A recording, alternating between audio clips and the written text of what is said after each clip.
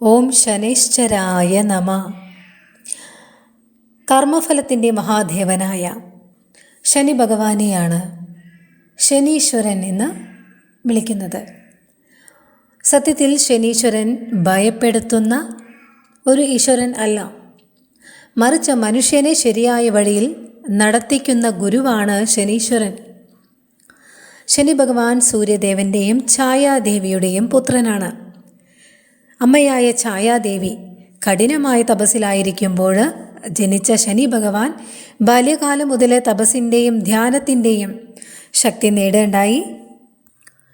ഒരിക്കൽ ശനി ഭഗവാന്റെ ദൃഷ്ടി വളരെ ശക്തമാണെന്ന് തൻ്റെ പിതാവായ സൂര്യഭഗവാനെ ശനിദേവൻ നോക്കിയപ്പോഴാണ് സൂര്യദേവന് മനസ്സിലായത്.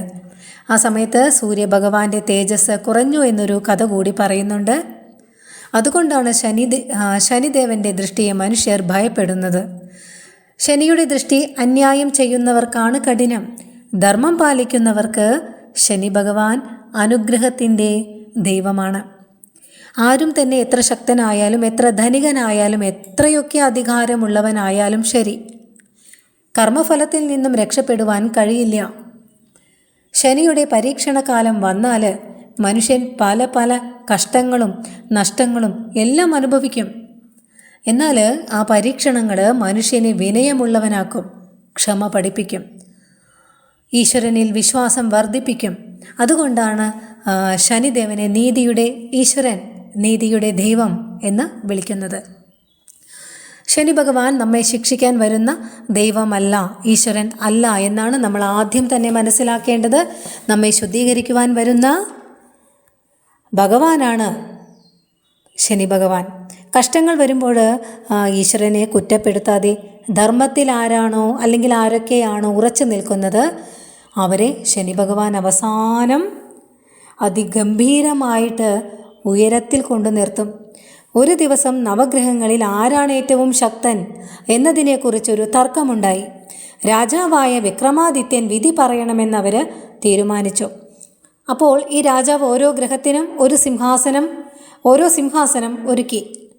അവയിൽ സൂര്യന് സ്വർണം, ചന്ദ്രന് വെള്ളി, മറ്റ് ഗ്രഹങ്ങൾക്ക് വ്യത്യസ്ത ലോഹങ്ങൾ. ശനി ഭഗവാന് ഇരുമ്പ് സിംഹാസനമാണ് ലഭിച്ചത്. ഇത് കണ്ട ശനി ഭഗവാൻ ഒന്ന് ദുഃഖിച്ചു. തൻ്റെ ശക്തി അറിയാത്തതിനാലാണ് നീ ഇങ്ങനെ വിധി പറഞ്ഞത്. ഞാൻ നിൻ്റെ ജീവിതത്തിൽ വരുമ്പോൾ എൻ്റെ ശക്തി നീ അറിയും. അങ്ങനെ ശനി ഭഗവാൻ രാജാവിനോട് പറഞ്ഞു.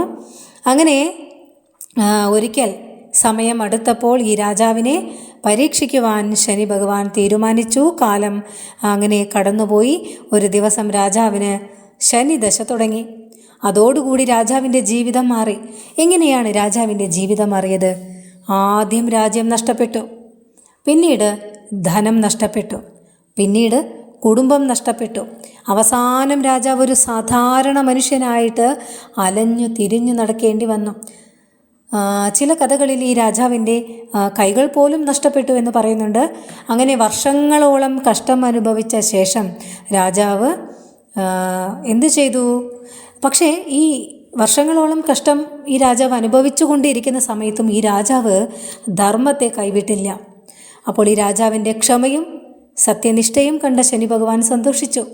അങ്ങനെ ശനി ഭഗവാൻ പ്രത്യക്ഷപ്പെട്ടിട്ട് പറഞ്ഞു ഈ മഹാരാജാവിനോട്, നീ എൻ്റെ പരീക്ഷണത്തിൽ വിജയിച്ചിരിക്കുന്നു, ഇനി നിൻ്റെ മഹത്വം ലോകമറിയും. അങ്ങനെ ശനി ഭഗവാൻ ആദ്യം രാജാവിന് എന്തു ചെയ്തു? രാജ്യം തിരികെ നൽകി, രണ്ടാമത് ധനം നൽകി, പിന്നീടോ മഹത്വം നൽകി. പിന്നെ ഓരോന്നോരോന്നായിട്ട് ഈ രാജാവിൻ്റെ അടുത്തേക്ക് ഒഴുകി വന്നുകൊണ്ടേയിരുന്നു. അപ്പോൾ ഇതാണ് ശനി ഭഗവാൻ. ശനി ഭഗവാനെ ഇന്നും അറിയാതെ പേടിക്കുന്ന ഒരുപാട് ജനങ്ങളുണ്ട്. അവരിലേക്കാണ് ഈ ഒരു കഥ എത്തേണ്ടത് എന്ന് വിചാരിക്കുന്നു. ശനി ഭഗവാനെ ഒരിക്കലും പേടിക്കേണ്ട കാര്യമില്ല. നല്ല കർമ്മങ്ങളാണോ നമ്മൾ ചെയ്യുന്നത്, തീർച്ചയായിട്ടും ശനി ഭഗവാൻ നമ്മെ അനുഗ്രഹിക്കും. ഇനി ശനിദേവനെ പ്രീതിപ്പെടുത്തുവാനുള്ള ജപം, സ്തുതി പറയാം, കേട്ടോളൂ. 7 ശനി, കണ്ടകശനി ദോഷങ്ങൾ കുറയ്ക്കുവാനും ശനിയാഴ്ചകളിൽ ജപിക്കുവാനുമുള്ള പ്രധാന സ്തുതിയാണ് ഓം ശം ശനൈശ്ചരായ നമഃ.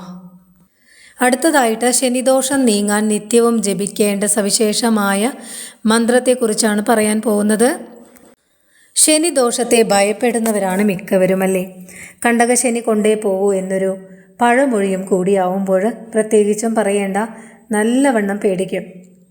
ചിലരെയൊക്കെ കണ്ടിട്ടുണ്ട്, എനിക്ക് ശനിമാറ്റം ദോഷമാണ് അല്ലെങ്കിൽ കണ്ടകശനിയാണ് എന്നൊക്കെ സ്വയം പറയുന്നത്. അങ്ങനെ സ്വയം പരിതപിക്കാതിരിക്കുക എന്നതാണ് ആദ്യമായിട്ട് നമ്മൾ ചെയ്യേണ്ടത്. ശനിപ്രീതികരമായ കർമ്മങ്ങൾ അനുഷ്ഠിക്കുന്നതാണ് ഏറ്റവും ഉത്തമമായ ദോഷപരിഹാരം. മറ്റൊന്ന്, നമ്മുടെ കർമ്മങ്ങളിൽ ശ്രദ്ധിക്കുക. നല്ല പ്രവൃത്തികൾ മാത്രം ചെയ്തു പോവുക. നമ്മുടെ വാക്കുകളിലും പ്രവൃത്തികളിലും സത്യസന്ധത കാണിക്കുക. മറ്റുള്ളവരുടെ കാര്യത്തിൽ അനാവശ്യമായിട്ട് ഇടപെടാതെ ഇരിക്കുക. ഇനി പരദൂഷണം, കുശുമ്പ് എന്നിവയെല്ലാം ഒഴിവാക്കുക. അന്യരെ ഉപദ്രവിക്കാതെ കഴിയാവുന്ന രീതിയിൽ നമ്മൾ സഹായിക്കുക. എങ്കിൽ ഈ ശനിദോഷം എന്ന് പറയുന്നത് നമ്മെ അലട്ടുകയേയില്ല. കുടുംബത്തിലെ പ്രായമായവരെ വേണ്ട രീതിയിൽ പരിചരിക്കുന്നതും വസ്ത്രം നൽകി സന്തോഷിപ്പിക്കുന്നതും ശനിപ്രീതികരമായ കർമ്മമാണ്. ശനിയുടെ രാശിമാറ്റം മൂലം ദോഷമുള്ളവരെ നിത്യവും ശനീശ്വരനെ പ്രാർത്ഥിക്കുന്നത് അനുകൂലമായ ഫലം നൽകും. പേടിക്കേണ്ട യാതൊരു കാര്യവുമില്ല. ഇനി അർത്ഥം മനസ്സിലാക്കി വേണം ജപിക്കുവാൻ. അർത്ഥം പറയാം, കേട്ടോളൂ.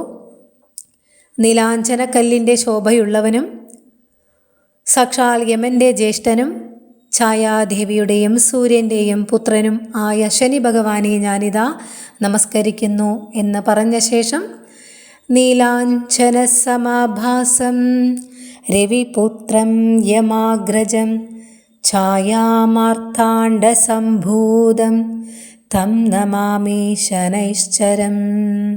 ഈ ഒരു ശനീശ്വര മന്ത്രം നിത്യവും പ്രഭാതത്തിൽ ശരീരശുദ്ധി വരുത്തിയ ശേഷം 3 തവണ ജപിച്ചു നോക്കൂ. പിന്നെ ഈ പറഞ്ഞ കാര്യങ്ങളും നിങ്ങൾ ചെയ്തു നോക്കൂ. തീർച്ചയായിട്ടും ശനിദോഷം ഉണ്ടെന്ന് നിങ്ങൾക്ക് തോന്നുകയേയില്ല. നിങ്ങളിലേക്ക് യാതൊരു നെഗറ്റിവിറ്റിയും വരികയുമില്ല. നമ്മുടെയൊക്കെ ഈ ജീവിതത്തിലെ ഏറ്റവും പ്രധാനപ്പെട്ട പാഠങ്ങൾ പഠിപ്പിക്കുവാൻ നമ്മെ പ്രേരിപ്പിക്കുന്ന ഒരു അധ്യാപകനെ പോലെ നമ്മൾക്ക് ശനിദേവനെ മനസ്സിലാക്കാം, അല്ലെങ്കിൽ അദ്ദേഹത്തെ സ്വാഗതം ചെയ്യാം. അദ്ദേഹം നമ്മെ നമ്മുടെ കർമ്മത്തെക്കുറിച്ച് അതീവ ബോധവാന്മാരാക്കി തീർക്കുകയും നീതിയുടെയും ധാർമ്മികതയുടെയും ഗുണങ്ങൾ പഠിപ്പിക്കുക കൂടി ചെയ്യുന്നു. ശനിദേവൻ്റെ കോപം നമ്മൾ പണ്ട് ചെയ്ത തെറ്റുകൾ മനസ്സിലാക്കാൻ വേണ്ടി മാത്രമുള്ളതാണ്. ശനിദേവൻ എപ്പോഴും നമുക്ക് അർഹമായത് മാത്രമാണ് നൽകുന്നത്. അത് നമ്മുടെ കർമ്മഫലങ്ങളുടെ ആ കണക്കിലാണ് എന്ന് മാത്രം നിങ്ങൾ മനസ്സിലാക്കുക. അതുകൊണ്ട് തന്നെ ശനിദേവനിൽ നിന്ന് രക്ഷപ്പെടാൻ സാധിക്കും എന്നൊരു ചിന്തയെ വേണ്ട. രക്ഷപ്പെടാൻ യാതൊരു മാർഗവുമില്ല. എന്നാൽ ശനി മന്ത്രം ജപിക്കുന്നത് നമ്മുടെ മുൻകാല പ്രവർത്തനങ്ങളുടെ ആ പ്രതികൂലമായ ഫലങ്ങളെ കുറയ്ക്കുവാൻ തീർച്ചയായിട്ടും സഹായിക്കും കേട്ടോ. ശനി മന്ത്രം പതിവായിട്ട് ജപിക്കുക. ശനിദോഷം കുറയ്ക്കാൻ ഈ ശനി മന്ത്രം നിങ്ങളെ തീർച്ചയായിട്ടും സഹായിക്കും. എല്ലാവർക്കും ശനി ഭഗവാന്റെ അനുഗ്രഹം ഉണ്ടാവട്ടെ എന്ന് പ്രാർത്ഥിച്ചുകൊണ്ട് ഹരേ കൃഷ്ണ.